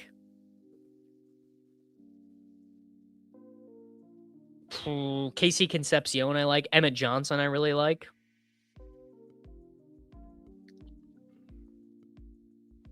There's a lot of good ones. Ooh, I have to draft my NHL Showdown contest. Big match for the men. Big match for the boys. Woody Marks was built in a lab to test the theory on running back fantasy points being opportunity-based rather than skill-based. That's really good. I'm going to steal that, Ryan. That is a really good bit. I am absolutely stealing that because it's so true. The guy just stinks, man. I don't know what it is. I don't know why, but the guy just stinks.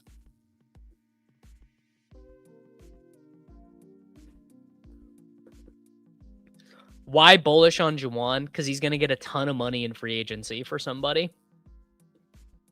Could his interior running problems be in part because they had the worst offensive line in the NFL?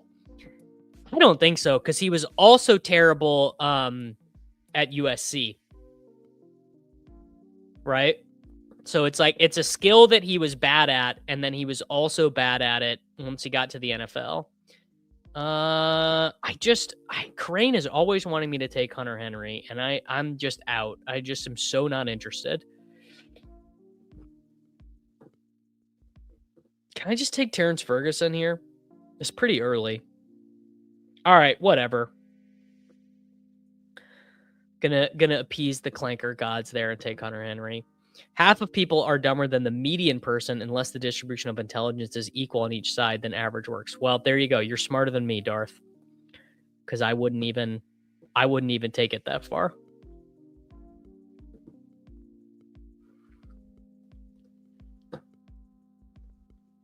I assume Hellebuck is starting for the Americans in goal. And then does our guy Jake Sanderson play? What has his time on the ice been like? Well, I hope it's fine. The Texans' offense also stinks. The O-line is the trash can juice. Marks is the trash bag. Would never get Andy. He's a ghost and not on the show. Jason seems hard, but Mike right. Hey, all right, I'll ask. Worst they can do is not respond to a DM, right?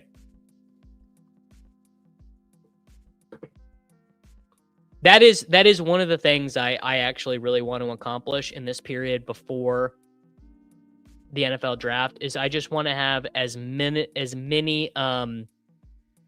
different kind of guests on as possible. So I reached out to a ton of people over this last Tage, I like that one. I think he's really good. Tage Thompson is.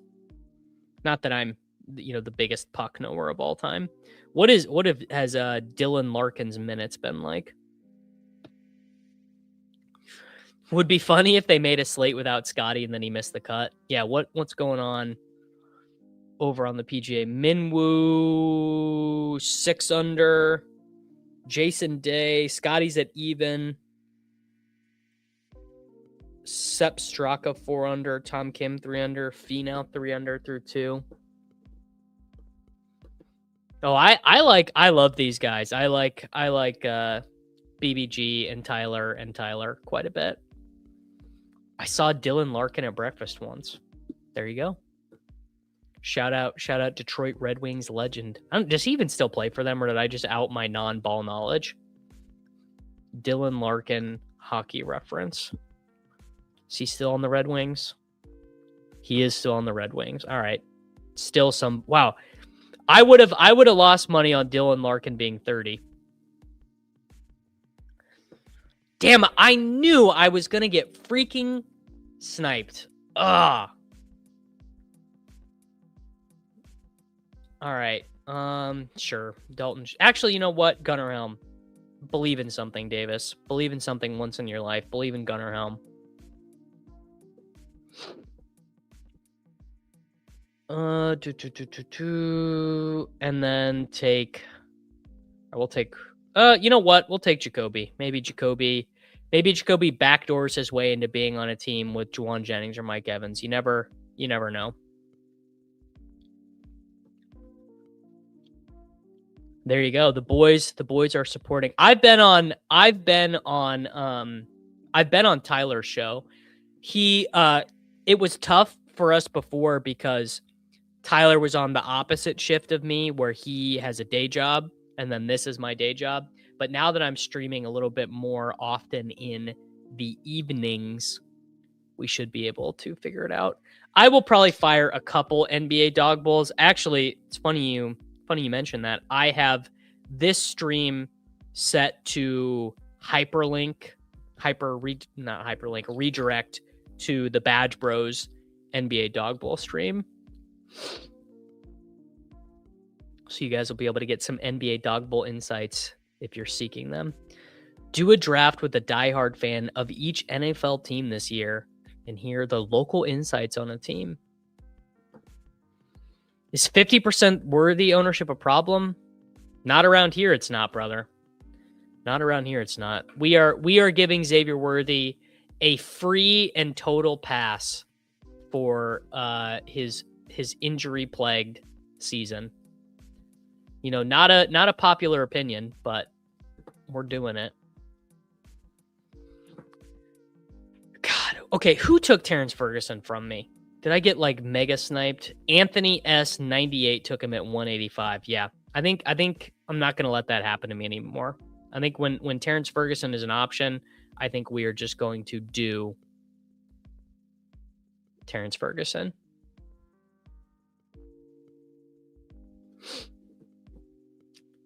Deep threat tight end playing with Matt Stafford, and Devontae Adams might either be cooked or might retire.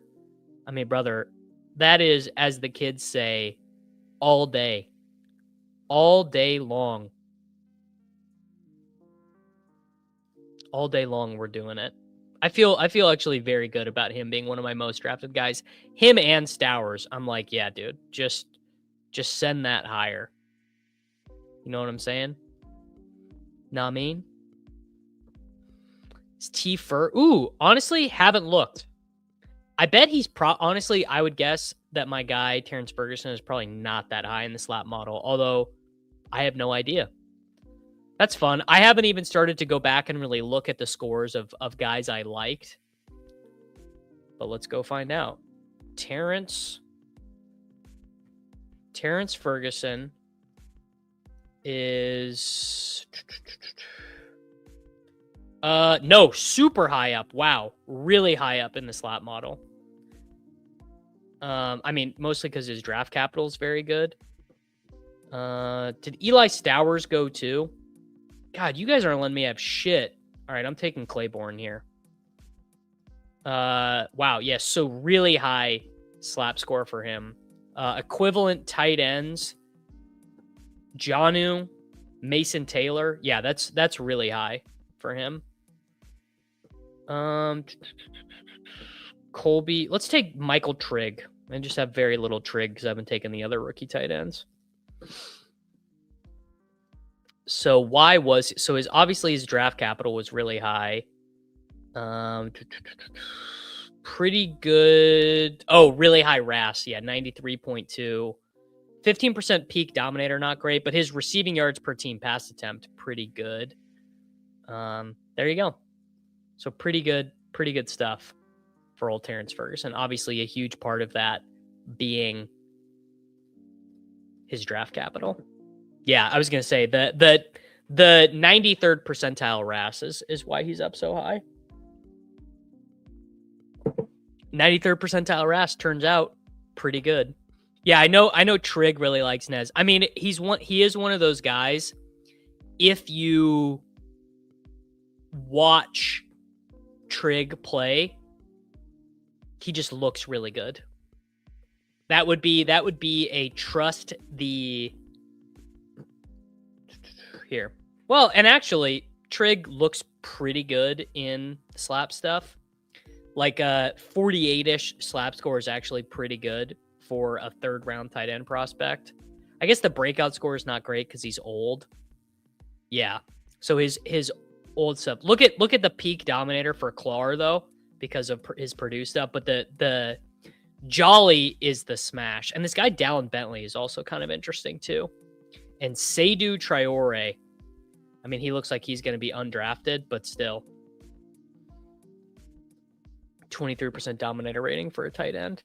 If you guys want to play around with the slap score stuff, by the way, all of that stuff is posted up on patreon.com/DavisMattic. So if you just want to dig into the data and see what is there to go root around in it and see if you can learn anything from it, you certainly can do that over on patreon.com/DavisMattic. I've got a couple ideas of other tools to build for subs. So let me know. And if you have an idea of something you want me to build on top of it, also let me know.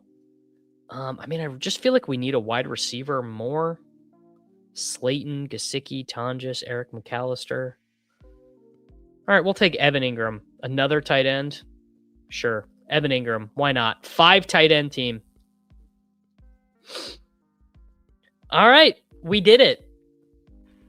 Matthew Stafford, Kyler Murray, Jacoby Brissett, Kenneth Walker, Cam Scatterbo, RJ Harvey, Jalen Warren, Rashad White, Demond Claiborne, Puka Nacua, George Pickens, Mike Evans, Stephon Diggs, Juwan Jennings, Rashid Shaheed, And the old 5 tight end, Kenyon Sadiq, Hunter Henry, Gunnar Helm, Michael Tribb, and Evan Ingram. Boys, that's how it's done. If you're watching this on a Friday, hope you had a great Friday. If you're watching this on the weekend, I hope you had a great weekend. Make sure to like the video before you leave. Make sure to subscribe to the channel if you want more daily fantasy football videos. And I will be back with all of you guys tomorrow.